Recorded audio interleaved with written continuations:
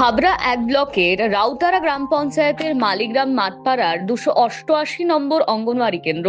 স্কুলে পৌঁছানোর কোনো নির্দিষ্ট রাস্তা নেই, চারপাশে ফাঁকা মাঠ, বর্ষার কাদা, সাপ জোকের আতঙ্ক। স্কুলে বিদ্যুৎ সংযোগ নেই, বৃষ্টি হলেই ছাদ চুঁয়ে জল পড়ে। তাই বর্ষার প্রায় ৩ মাস কার্যত বন্ধ থাকে কেন্দ্র। এই কেন্দ্রে ২৮ জন পড়ুয়া, ৬ মাস থেকে ৩ বছর বয়সী ৩৮ জন শিশু এবং ১৩ জন গর্ভবতী ও প্রসূতি মায়ের জন্য প্রতিদিন রান্না করা খাবার তৈরি হয়। সংশ্লিষ্ট অঙ্গনওয়াড়ি কর্মী জানান, বর্ষার সময় বাচ্চারা আসতে পারে না, তাঁরাই কোনো রকমে রান্না করে বাড়ি বাড়ি খাবার পৌঁছে দেন। নিজেদের নিরাপত্তা নিয়েও চিন্তিত তাঁরা। এখানে কোনো হলে কি ছাউনি নেই, কোনো পেপার নেই, তার পরিবর্তে আমাদের এখানে কোনো টয়লেট নেই, তারপরে আমাদের এখানে কোনো ইলেকট্রিকের ব্যবস্থা নেই, একটা টিউবওয়েল নেই। আমরা যে এই ফাঁকা মাঠের মধ্যে এখানে দুই অসহায় মহিলা, আমরা এখানে আমাদের কি অসুবিধার মধ্যে আমরা সেন্টারটা করি। এই তো আশেপাশে তো জঙ্গল ভর্তি। হ্যাঁ, আশেপাশে জঙ্গল প্রচুর পরিমাণে আছে, কিন্তু এখানে সাপ পোকামাকড়ের প্রচুর উৎপাত, তবুও আমরা ভয়ে ভয়ে আমরা এতদিন সেন্টারটা চালিয়ে আসছি। এখান থেকে সরে যাওয়ার ব্যবস্থা নেই কোনো? হ্যাঁ, এখান থেকে আমি সরে যাওয়ার চেষ্টা করেছিলাম, কিন্তু এখানকার প্রতিনিধি আমাকে সরতে দেয়নি। এই বিষয়ে আমি পঞ্চায়েত থেকে ভিডিও করে দেখিয়েছি, ছবি করে নিয়ে দেখিয়েছিলাম, কিন্তু তার পরিবর্তে কোনো ব্যবস্থা নেয়নি।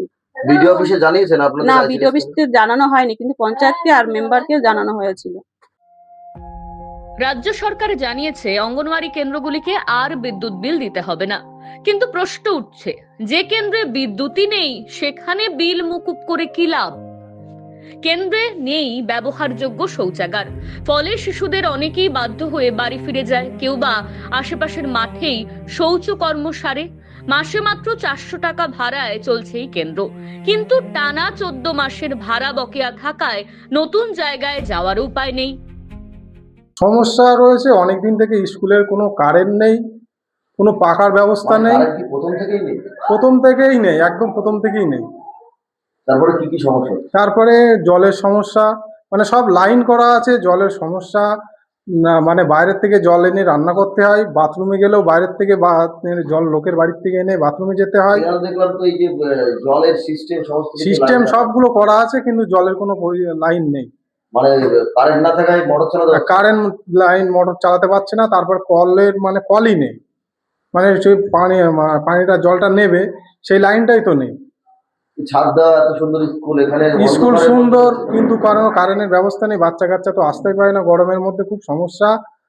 কতদিন ধরে বিল্ডিং তৈরি হচ্ছে? বিল্ডিং হয়েছে তোমার ২০১৭ সালে। তার আগে কিভাবে চলছে? তার আগে আমাদের ওখানে পেপার দিয়ে মোটামুটি নিচে চলছে। বিল্ডিং হওয়ার পরেও বিদ্যুৎ আসেনি। কি আবেদন আপনাদের? আমাদের আবেদন খুব দ্রুত যেন কারেন্টের ব্যবস্থাটা করে দেয়, জলের ব্যবস্থাটা করে দেয়। ম্যাডামের সাথে কথা বললাম, ম্যাডাম বললো যে আমার ওপর থেকে কল এসেছিল, যে আশ্বাস দিয়েছে মানে কারেন্ট জলের ব্যবস্থা করে দেবে।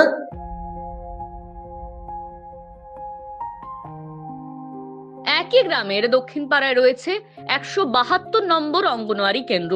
২০১৭ সালে তৈরি হয়েছে পাকা ভবন, আলাদা শ্রেণীকক্ষ, রান্নাঘর, শৌচাগার, এমনকি ছাদের উপর রয়েছে বড় জলের রিজার্ভারও। কিন্তু সমস্যা একটাই, বিদ্যুৎ নেই।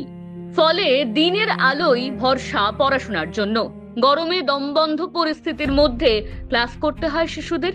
এই কেন্দ্রে পরিষেবা পান ৪০ জন পড়ুয়া, ২৯ জন শিশু এবং ৮ জন গর্ভবতী ও প্রসূতি মা। এই দুটি স্কুলের তরফে গত কয়েক বছরে বহুবার বিডিও অফিস ও পঞ্চায়েত অফিসে জানানো হয়েছে, কিন্তু এখনো বিদ্যুতের ব্যবস্থা হয়নি। The wall bureau.